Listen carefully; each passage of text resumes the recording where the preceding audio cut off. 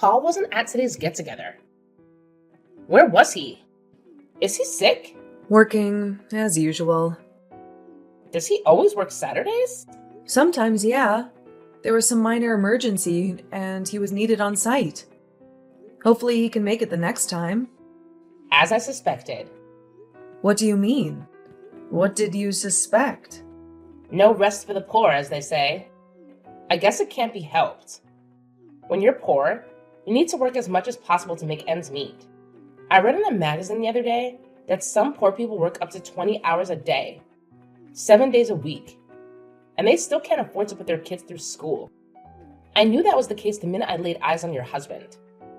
I said to myself, that man looks like he doesn't have a penny to his name. None of my business, though. I'll stay right out of it and keep my opinions to myself. That just now was keeping your opinions to yourself? Sounded like you've already made up your mind about him and our family. I'm just saying. I'm a good judge of character.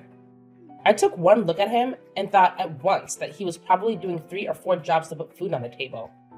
You poor guys. If you ever need anything, cans of soup, the odd lasagna now and then, you just sing out, okay? We can't have you all starving to death because of pride.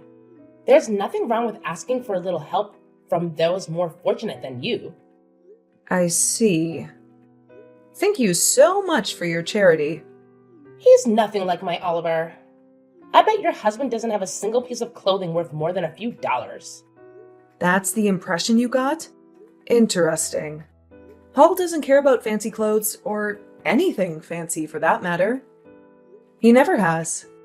Clearly. But don't judge him just because he's not interested in expensive clothes. Steve Jobs used to wear his scruffy jeans and his skivvy to product launch events, where everyone else was in suits. He didn't care either. Janet, it's okay to dream, but to compare Paul to Steve Jobs, that's a bit of a stretch, isn't it? Don't you think it's just a bit forward to assume someone is dirt poor without knowing everything about them? Sorry. As I said, I'm an excellent judge of character. I only need one glance to sum someone up.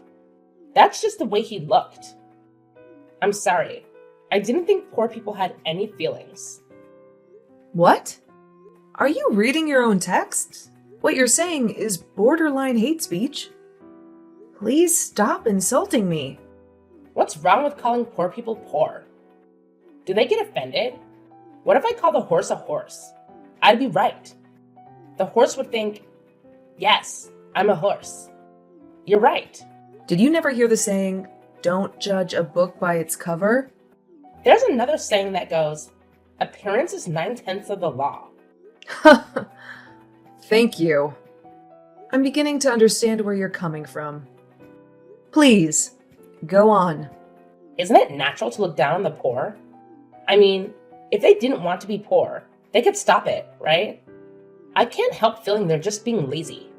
You're a housewife, right? Have you ever worked a day in your life? Me? Oh, good heavens, no. Ew. I don't think I'm suited to getting my hands dirty. I did have a job in a perfume shop for a week when I was in high school, but I had to quit. I couldn't stand touching the money. It's very dirty, you know. I read in a magazine that you can catch all sorts of diseases from touching money after other people have touched it. You should probably think about what you're saying a little more. Those kind of general statements can be really hurtful. My Oliver works for Prescott Chemicals, the biggest chemical producer in the state, one of the biggest in the whole country. And he's not actually making this stuff. Of course not. He's one of the top executives. We're so happy. Life is good. Don't you think it's better to have money for the children? I can't imagine growing up with poor parents. I shudder to think what their suffering must be like. My heart bleeds for them. Give it a rest, would you? You think I like hearing this? And really, you shouldn't judge people on their appearance. Your intuition isn't as good as you think. We're just fine with the status quo. Okay. Have it. You're right. You put on such a brave face. But you can let your guard down with me. I admire you in a way. It's kind of admiration mixed with pity, but admiration too. Wow, you do go on, don't you? I can assure you, we are fine. Well, if you don't at least buy your kids nice clothes, they end up just like their appearance. They'll never break the cycle of poverty. Those poor kids. Leave us alone. I'm really busy today, so we don't have any more time to continue to get offensive texts from you. Okay? No rest for the poor, huh? Okay, bye.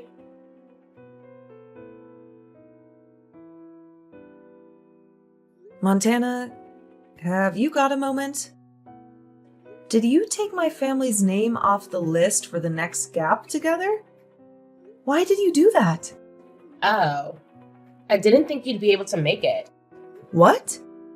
Well, you guys are struggling to get by, so I just assumed the fee we collect from each family would be a bit much for you guys. I didn't want you to have to break the bank to come. That money would probably be better off spent on the kids, wouldn't it? I thought I'd spare you the shame and embarrassment of having to tell the others the reason why you couldn't make it.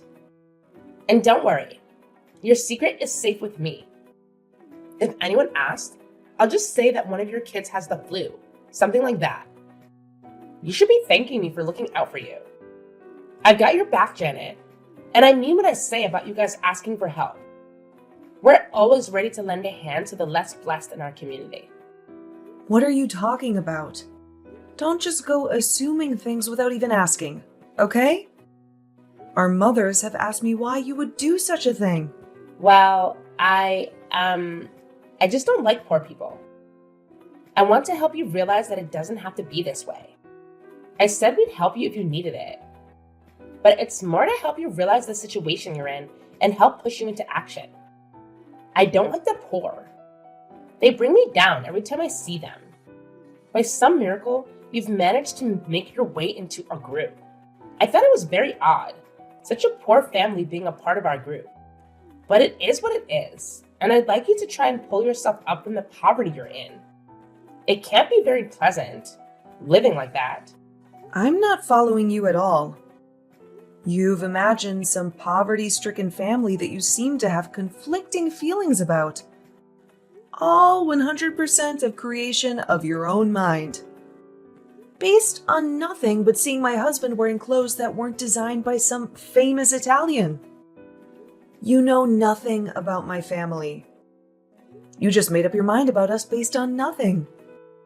And now you won't even keep me in the loop on school events? Taking me off of the list of participants? That's going too far. I've had enough of this, Montana. I will not tolerate the poor being a part of our circle. It's not right. Either you do something about your situation or you're not welcome. It depresses me seeing you and your bedraggled husband. Those poor, poor children. My heart breaks. It's best you don't come to any more meetings. People really don't want to rub shoulders with your type, and they literally don't want to rub shoulders with your husband. Our designer clothes might get dirt on them. That's enough. You don't have a shred of common decency in you. All this acting like you want to help, and then the next text you send is a direct attack on my family and your preconceived notions of how we live our lives. I could say the same about you. You could? How so? You're dirt poor, and yet you think you have the right to join our group. That's not how it works, Janet. You're being very presumptuous to think we would welcome someone of your low status into our group. Some of the families in our circle are practically local royalty. Have you ever seen the kind of cars the children are dropped off in? I still have no idea how you managed to send your children to our school. It's a total mystery. Is there some kind of outreach program? A secret scholarship for the poor that I'm not aware of? That really is enough. Your lack of grace and compassion is mind-blowing. How did you become such a snob? Mind-blowing? I think you'll find my way of thinking is the majority. I have the support of all the other mothers in the group. You're the lone wolf. Need I remind you that my husband is an executive at one of the biggest companies in the state? I did tell you that, didn't I? Your husband's job has absolutely nothing to do with how you treat other people. I think you'll find it does. We're the elite of the city. We have the right to exclude those who don't live up to the high standards expected of members of our group. What does your husband's job have to do with you having no common sense or decency? I'm failing to see the connection. What right do you have to say anything? Your husband works part-time at a 7-Eleven, right? That's the way he looks. He's the vice president of the company your husband works for. He's your husband's direct superior. Oh, really? That's a good one. Oh, Janet, that kills me. You really are in a terrible situation, aren't you? Poor and not all that right. I guess it's just a vicious cycle. The poor and the uneducated are doomed to be that way forever. It's just so sad. The poor have decided that that's the way the world works and they accept it. But don't you feel an obligation to do better for the children? It's not their fault they were born into a poor, stupid, and lazy family, is it? They're innocent. But I suppose poor parents raise children to be poor adults, and it just continues. Endlessly. Do you ever stop harassing people? Who gave you the right to talk to people like that? I'll say it again. My husband is the vice president of Prescott Chemicals. He's your husband's boss. What? Yeah, right. It's a family business. The whole company and all of its subsidiaries are owned by Paul's family. Did you ever ask what my family name is? I've seen it written on school lists before, but it's a common enough name. There are 2 or 3 other Prescott families that are in the school. Nothing out of the ordinary. And those families are rich. The kids are dropped off in McLarens and Bugattis. Those 2 or 3 families are all part of the same Prescott family. One of the fathers, Paul's cousin, is a board member, and one of the mothers, Paul's older sister, is the CEO of the pharmaceutical branch. There are actually 2 more families you may have overlooked. Margaret Wake. Of course I know Margaret. She's been the head of the PTA for the last 3 years. She's Paul's little sister. She's also a board member. Karen Evans. The area school commissioner? Paul's cousin. She also owns 30% of the entire company. Oh, God. I knew your husband was working there. I just didn't say anything. Paul says he's a great executive and a generally nice guy. I didn't want to cause any problems between our husbands when they seem to have a genuinely good working relationship. No need to burden them with such trivial nonsense. But you've gone too far, Montana. Your prejudice has made you into a nasty, toxic person. You're lying. You aren't serious, are you? You're just making this up out of spite. Right? I'm not making up any of it. Until now, I didn't see the need to make this information public. But I won't be the target of your personal crusade against the poor. You seem to be bent on broadcasting your wealth and self-perceived elite status to anyone who will listen, while looking down on those less fortunate than you. And yet my husband has been your husband's boss all along.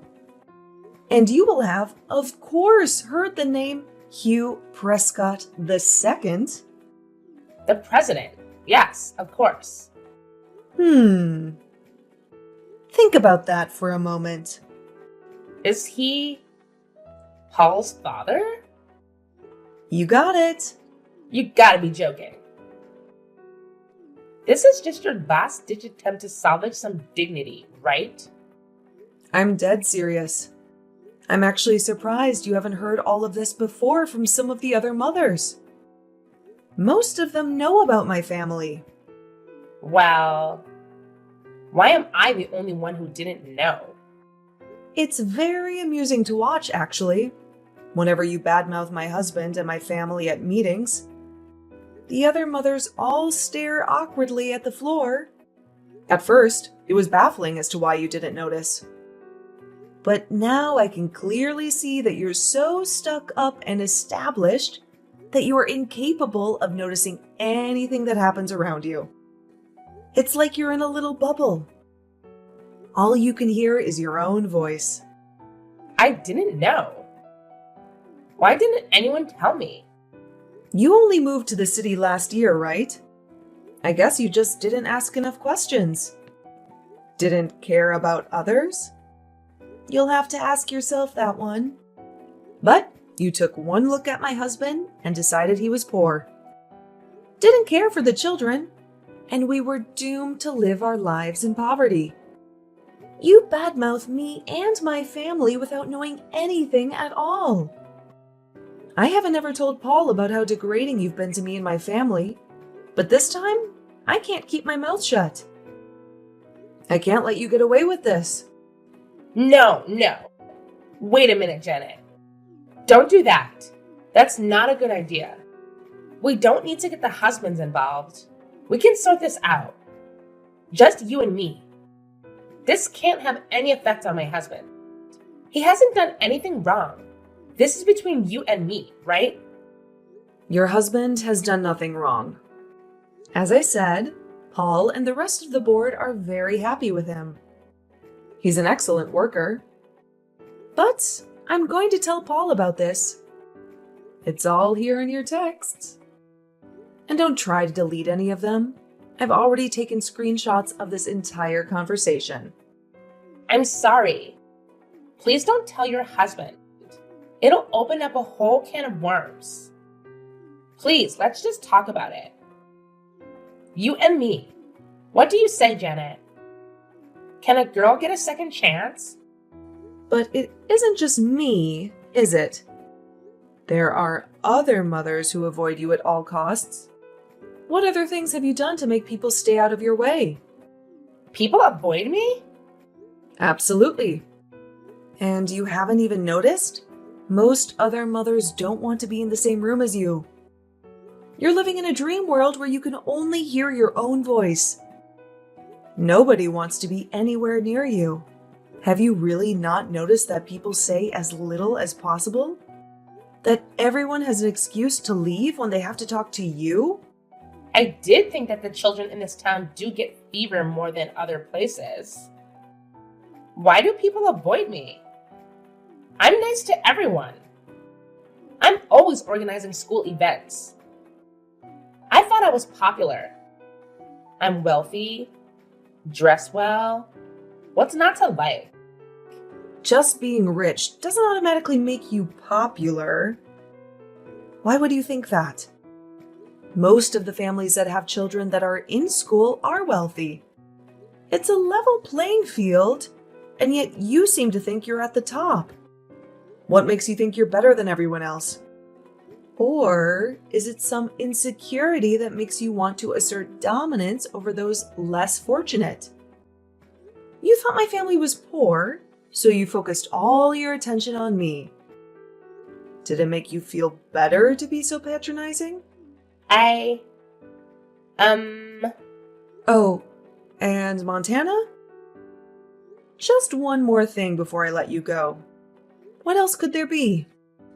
I know you've been seeing the third grade teacher, Mr. McCarthy. What? What are you talking about? There are witnesses. And photos. That's an outright lie. Oh, really? They've been shared amongst the mothers group. Everyone's seen them. There's no doubt it's you. Some of them are very damning for a married mother.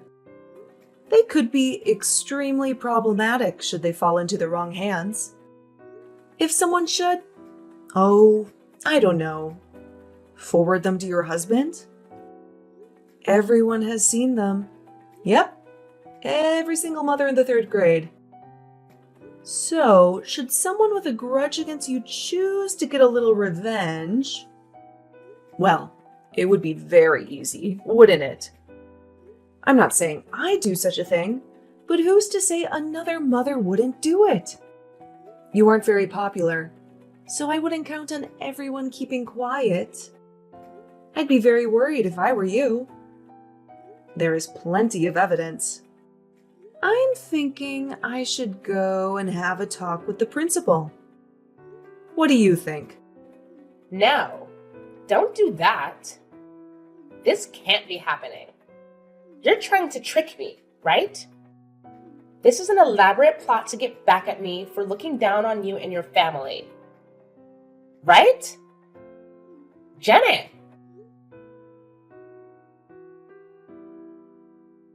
I'm afraid it's all 100% true.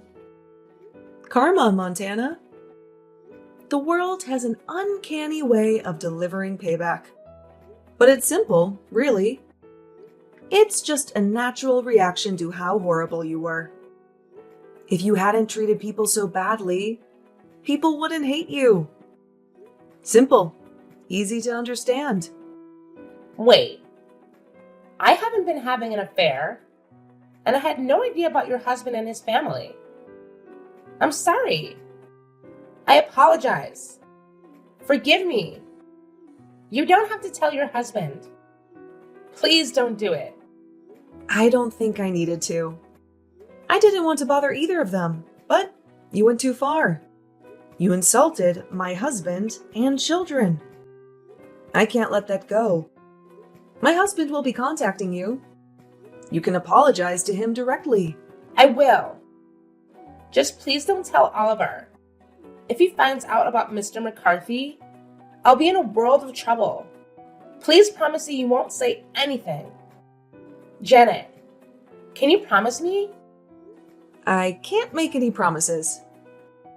What happened between you and the 3rd grade teacher is my business. If that comes out, so be it. But it won't be coming from me.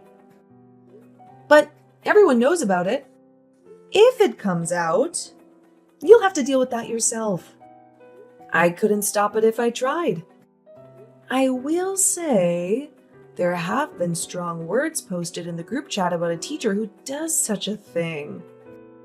More than a few mothers have started to doubt whether they can trust a teacher who hasn't been fair with a married member of the PTA.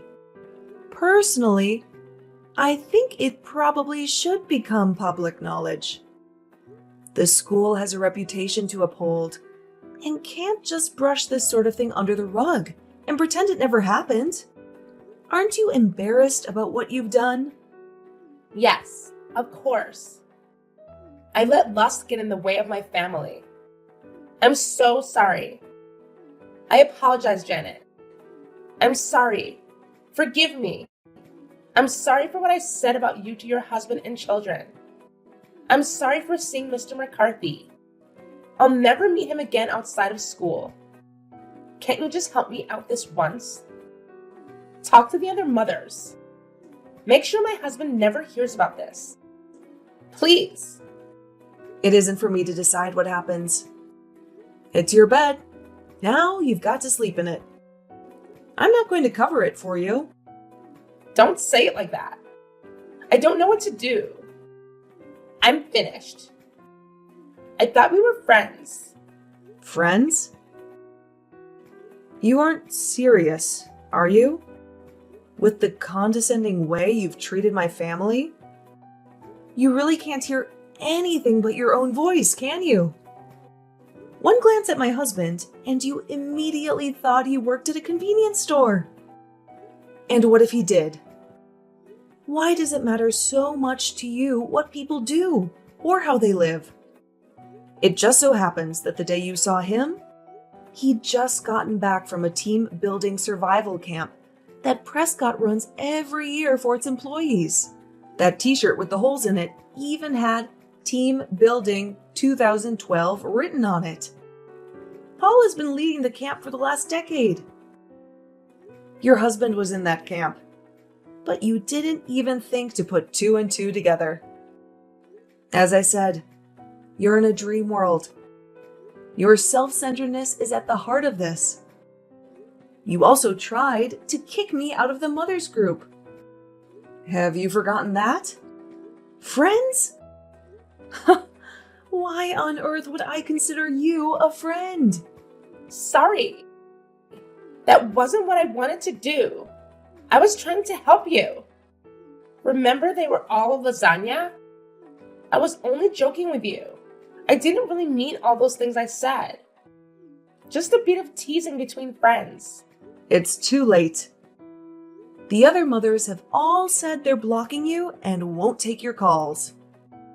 Block me? Nobody wants to have anything to do with you. All you do is trash talk people. You never have a nice thing to say unless you're talking about how much money your husband makes. Everyone in the group is wealthy, so nobody cares about your husband's salary. And just for the record, I know how much he makes. Because, Montana, you have never once asked me what I do for a living. I thought you were a housewife. Nope. Think again. I'm the Chief Payroll Officer of Prescott Chemicals. Oh. All you do is look down on and criticize people. And to top it all off, you have an affair with your children's teacher? Can't you see yourself? Take a step back and look at how you've behaved. It's atrocious. I regret it all. I repent. I'll never do it again. I'll resign from the PTA. I'll never leave the house again. Just please help me. If those photos get sent today, he'll divorce me. I'll lose everything. I think you need to have a good long talk to your husband. Confess. Who knows? Maybe he'll forgive you. All will be revealed in the end. It's better he hears it from you rather than someone he doesn't know well. We are going to tell the principal, though. Stop them, Janet. Don't go to the principal. I'm done with Mr. McCarthy. I'll finish it right now. I'll text him. Don't make this worse than it already is. If people actually liked you, they might consider keeping it a secret. But it's too late. Goodbye. I'd say good luck, but I don't care what happens. I'm blocking you in 3, 2, 1.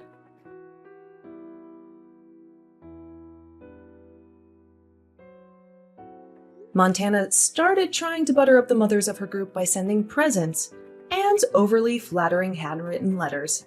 But it was all far too late. Because Prescott Chemicals and all of its subsidiaries were full of Paul's family members, the group soon found out that Isla's husband was just a regular chemical factory worker and not a high-ranking executive after all. And, as icing on the cake, her husband found out about her affair with the 3rd grade teacher and filed for divorce. This whole story ended with her being kicked out of the house and losing custody of her children. Her extreme selfishness and prejudice to others came back to bite her. It really is true what they say. What goes around, comes around.